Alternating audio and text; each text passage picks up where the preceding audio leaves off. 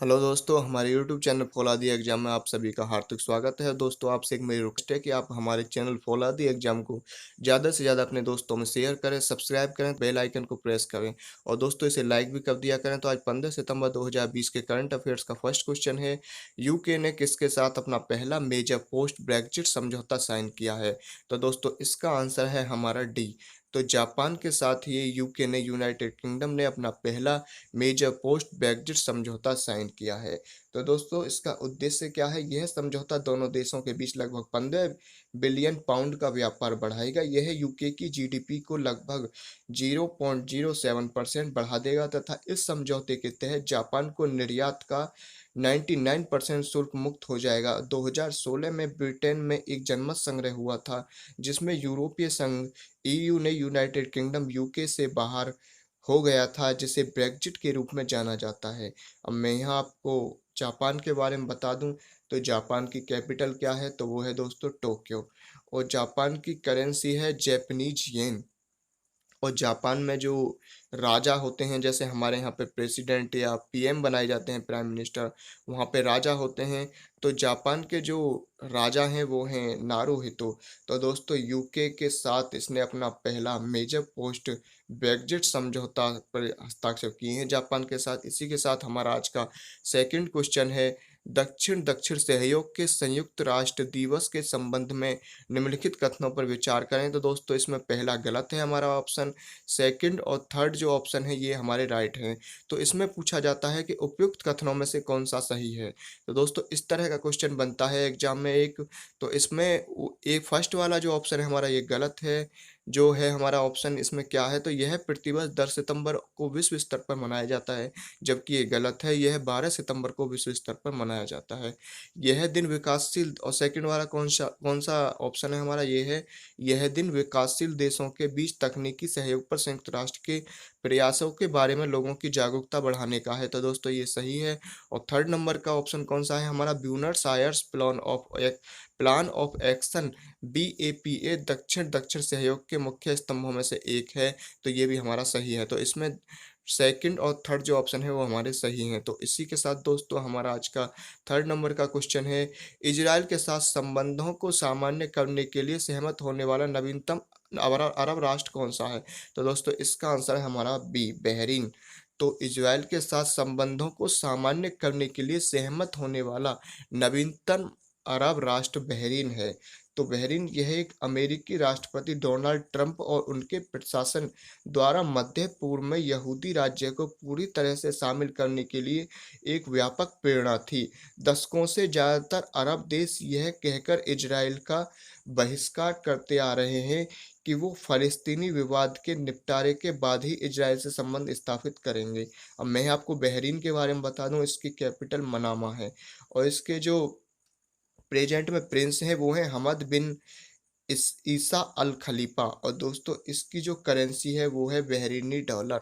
तो दोस्तों ये बहरीन के बारे में डिटेल थी। इसी के साथ हमारा नेक्स्ट फोर्थ नंबर का क्वेश्चन है, हाल ही में समाचारों में किस के द्वारा पारिस्थितिक खतरे पर रजिस्टर 2020 तैयार किया गया है? तो दोस्तों इसका आंसर है हमारा सी, अर्थशास्त्र और शांति संस्थान के द्वारा पारिस्थितिक खतरे पर रजिस्टर 2020 तैयार किया गया है।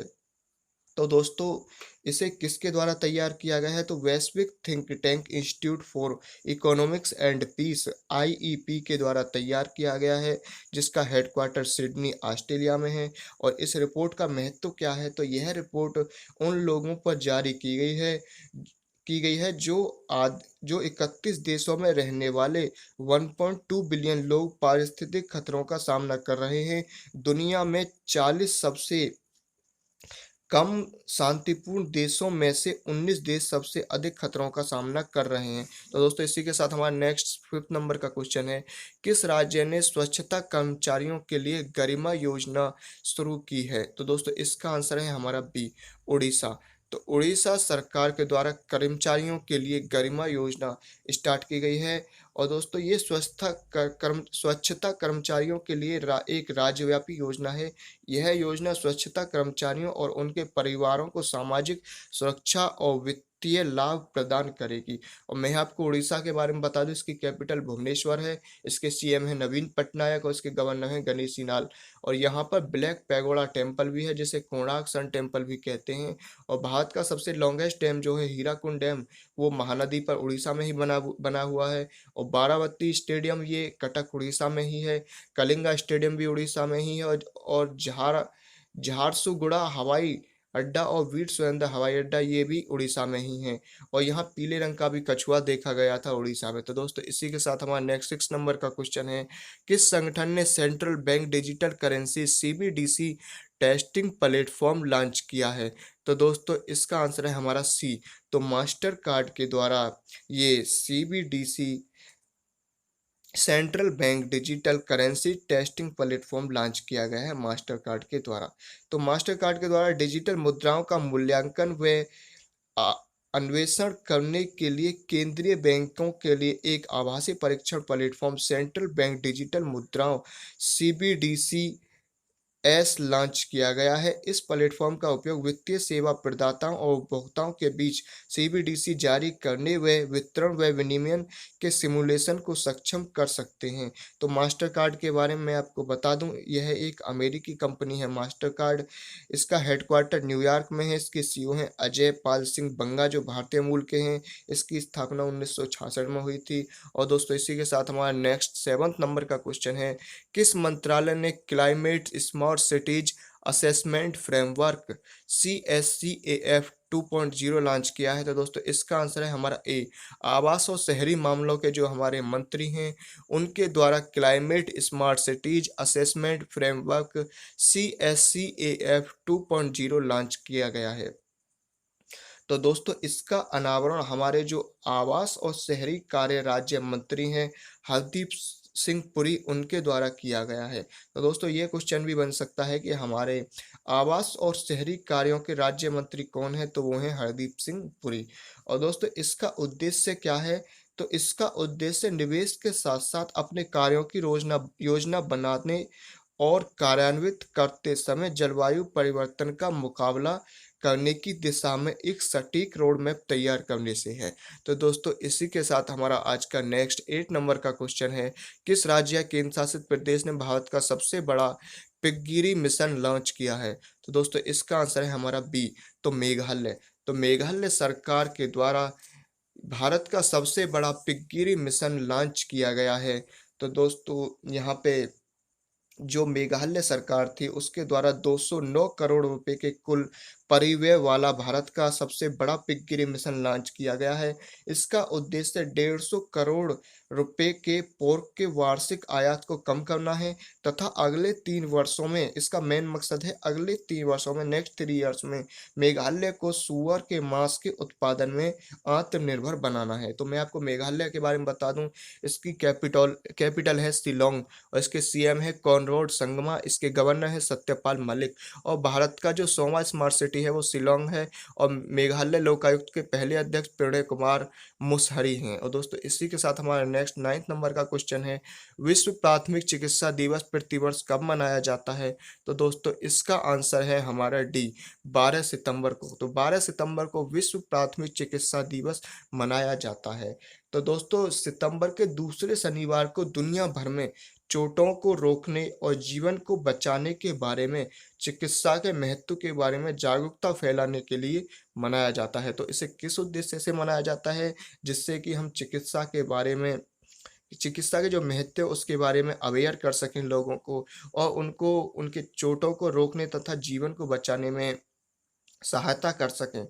इसके लिए इसे मनाया जाता है। इसे सन 2000 में international federation of red cross और रेड क्रिसेंट सोसाइटीज IFRC द्वारा शुरू किया गया था। दोस्तों इसके सन 2000 में स्टार्ट किया गया था, international federation of red cross और रेड क्रिसेंट सोसाइटी द्वारा।